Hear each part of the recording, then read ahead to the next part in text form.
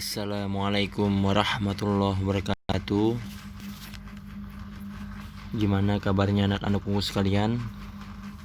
Semoga anak-anakku sekalian dalam keadaan dilindungi oleh Allah Subhanahu wa taala dari pandemi ini dan kita semuanya diberikan kesehatan selalu. Amin ya rabbal alamin.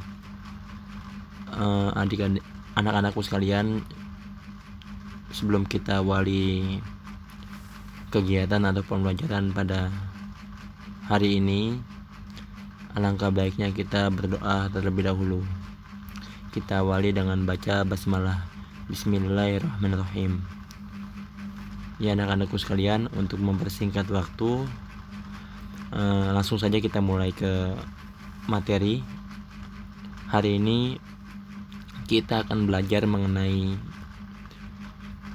posisi pemain sepak bola dan tugasnya. Ya, jadi kalau kemarin kita sudah mempelajari sejarah dan teknik dasarnya dalam permainan sepak bola, hari ini kita fokus untuk mempelajari tentang posisi pemain sepak bola dan tugasnya. Langsung saja.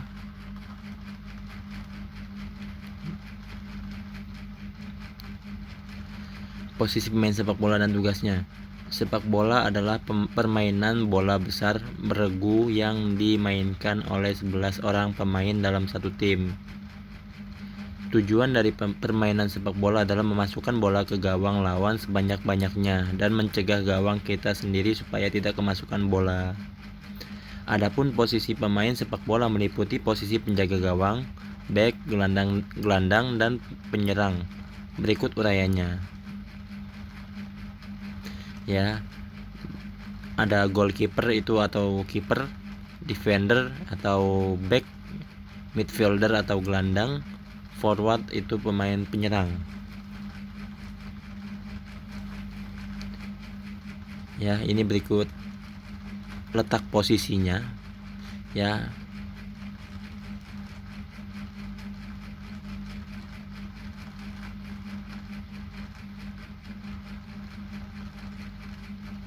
kita mulai dari penjaga gawang atau goalkeeper.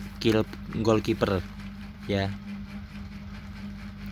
penjaga gawang atau kiper atau goalkeeper adalah orang yang bertugas khusus di depan gawang yang mempunyai tugas untuk menjaga gawangnya supaya tidak kemasukan bola.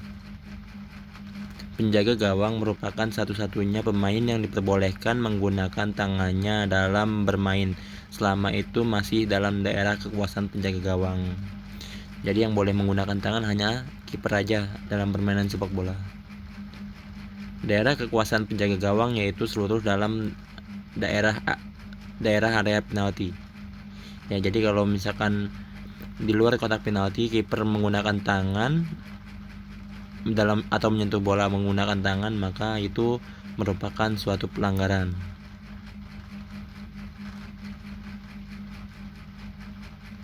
Seorang penjaga gawang harus memiliki kemampuan yang baik dalam menangkap bola, memiliki insting yang baik dan harus memiliki refleks yang baik. Contoh kiper terbaik di dunia diantaranya adalah Lev Yashin, Oliver Kahn, Gianluigi Buffon, dan Manuel Neuer.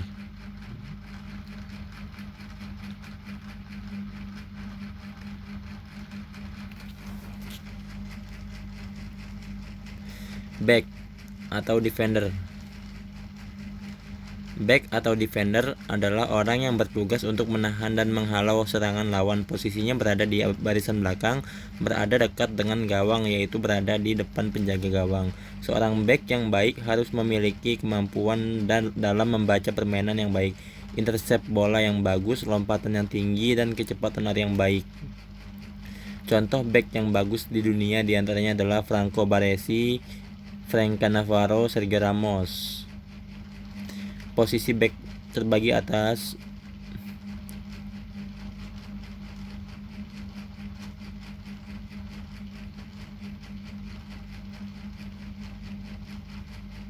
Ada back tengah, ya. Lalu ada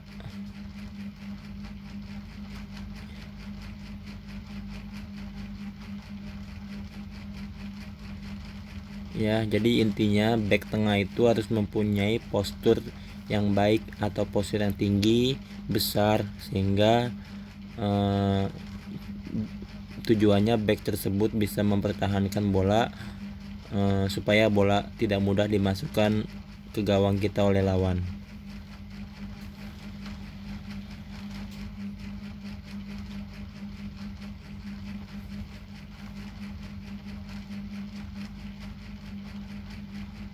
Back sayap atau wingback ya. Nah, jadi kalau back sayap atau wingback ini kesimpulannya adalah dia bertugas berada di posisi sebelah kanan atau sebelah kiri ya. Dan dari back sayap ini atau wingback ini diutamakan pemain yang mempunyai kecepatan dan skill yang tinggi ya.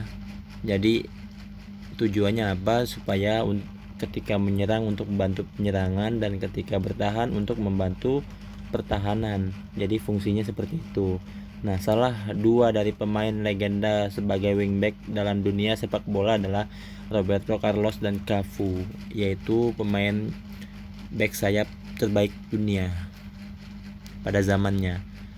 Berikut ini back sayap posisinya berada di yang warna hitam.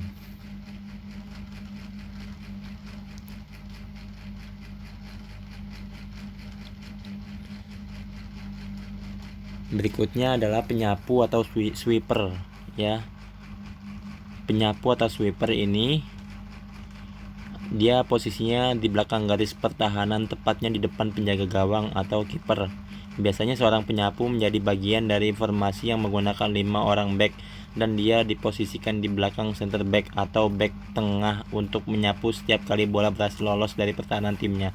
Sweeper merupakan pemain bertahan yang lebih banyak bergerak dibandingkan center back karena dia harus terus bergerak untuk menutupi setiap lubang yang terjadi di pertahanannya. Jadi ibaratnya kalau misalkan suatu rumah itu, ibaratnya sweeper itu dalam suatu tim ibaratnya seperti rumah yang dalam keadaan bocor, maka harus segera kita tambal yang bocor tersebut ya. Itu fungsinya dari seorang sweeper ya. Posisi ini sudah tidak lagi populer dan sangat jarang digunakan dalam pertandingan sepak bola. Tapi pada masanya dulu posisi ini sempat populer, terutama dengan sistem dari Italia yaitu catenaccio. Ya, jadi dulu itu sangat populer sekali posisi ini, posisi back 5. Jadi backnya ada 5 seharusnya, tapi pada zaman sekarang ini tim-tim lebih banyak memakai posisi back, yaitu hanya 4 orang saja di belakang ya, tidak memakai sweeper.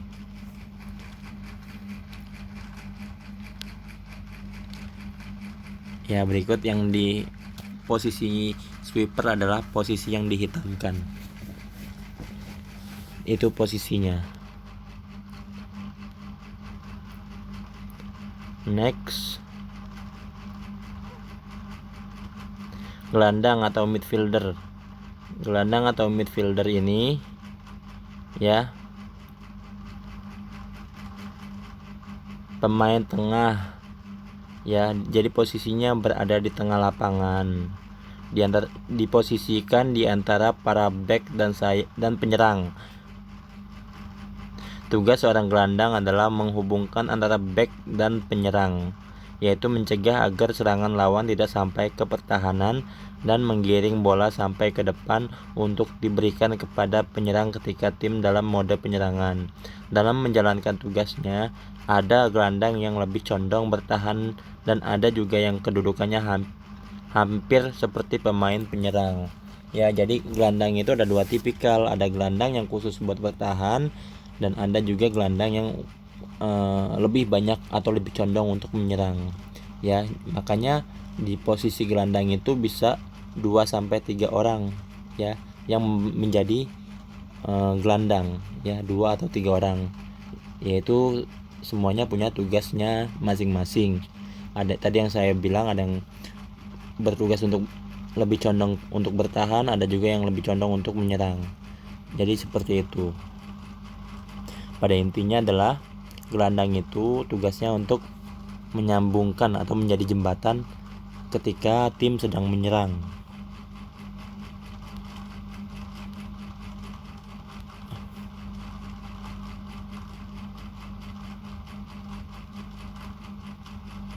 Nah, ini tadi yang sudah saya jelaskan, gelandang itu dibagi jadi dua, ada gelandang bertahan dan ada gelandang untuk menyerang.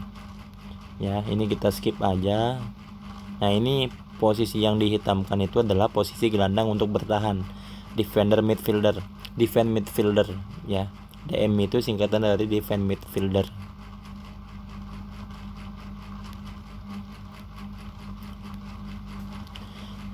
Ya, ini gelandang tengah. Tadi sudah saya jelaskan, kita skip aja.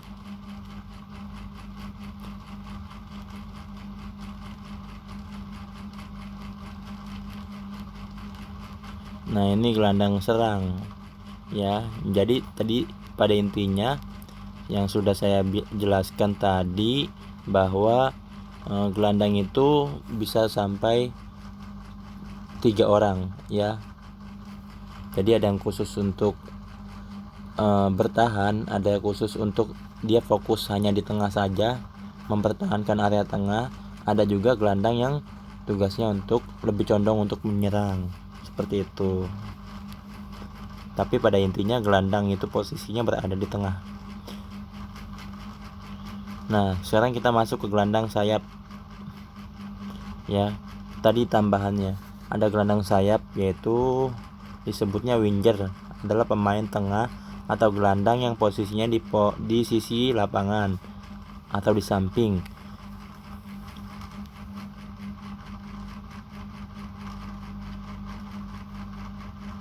Ya, biasanya gelandang sayap ini harus mempunyai teknik, skill, speed, lalu kekuatan, kelincahan ya.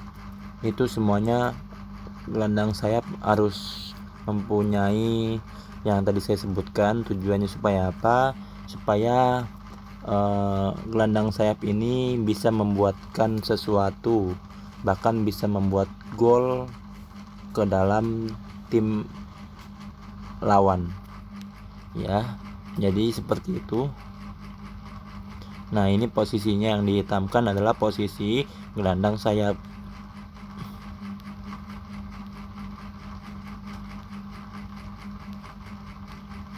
Berikutnya kita ke penyerang. Nah, ini yang dimerahkan adalah posisi penyerang. Yang WF dan CF itu adalah posisi penyerang. Penyerang atau forward adalah pemain yang posisinya paling dekat dengan gawang lawan dan tugas utamanya yaitu menciptakan gol pastinya. 3 hal utama yang dibutuhkan oleh seorang pemain penyerang adalah teknik, kecepatan, dan bakat. Jika salah satu dari ketiga hal tersebut ada yang kurang, maka akan menjadi lebih susah untuk dapat menjadi pemain yang handal. Selain itu, naluri dan konsentrasi yang tajam pun dibutuhkan seorang pemain penyerang. Ya, dalam menjalankan tugasnya, pemain penyerang tidak mesti melakukan banyak pergerakan seperti halnya back dan gelandang. Tapi ketika teman timnya memberikan bola, dia harus bisa mengubahnya menjadi gol. Posisi penyerang terbagi atas.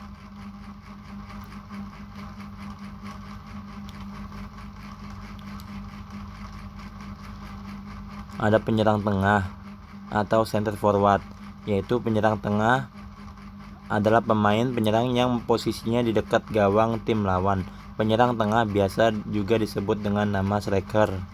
Pada umumnya striker punya 2 peran, yang diantaranya menciptakan gol dari umpan-umpan yang diberikan rekan timnya, memberikan ruang untuk gelandang serang pemain sayap dengan mengalihkan perhatian pertahanan lawan. Ya, ini contoh pemain profesional, yaitu ada Batistuta dan Ronaldo. Itu posisi penyerang tengah yang dihitamkan atau CF.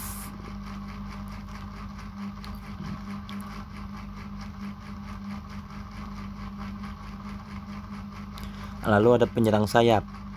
atau wing forward. Penyerang sayap atau wing forward bisa disebut juga dengan nama withdrawn striker atau second striker. Dia adalah seorang striker yang ditarik ke belakang dan melakukan penyerangan.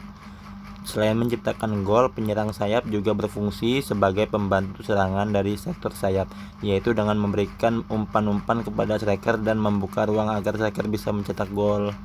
Pelé adalah salah seorang legenda Brazil yang selama karirnya selalu menempati posisi ini dengan permainan yang sangat baik. Berikut ini adalah posisinya yang dihitamkan. Baik, demikian yang dapat Bapak sampaikan. Kurang lebihnya mohon maaf. Adapun nanti yang akan mau ditanyakan itu bisa chat pribadi kakak, bapak, atau bisa japri secara langsung ya. Jadi kalau ada yang mau ditanyakan bisa japri secara langsung ke WA bapak. Lalu berikutnya adalah tugasnya adalah silahkan kalian rangkum dari apa yang tadi sudah bapak jabarkan ya. Lalu setelah itu kalian tulis di kertas lembar, lalu kalian foto dan dikirim ke WA bapak. Nanti akan bapak periksa ya, dan akan bapak berikan nilai. Kalau misalkan ada yang tidak berpartisipasi dalam mengerjakan atau merangkum dari materi yang sudah disampaikan, maka tidak dihitung anak-anakku sekalian untuk dihitung kehadirannya pada hari ini ya. Jadi hitungannya anak-anak sekalian tidak aktif atau tidak mengikuti pembelajaran penjaskes untuk hari ini. Baik, itu aja ya, semoga dapat dipahami. Sampai sini kita akhiri dengan membaca alhamdulillah ya. Baik, itu saja yang dapat saya sampaikan, kurang lebihnya mohon maaf. Wassalamualaikum warahmatullahi wabarakatuh.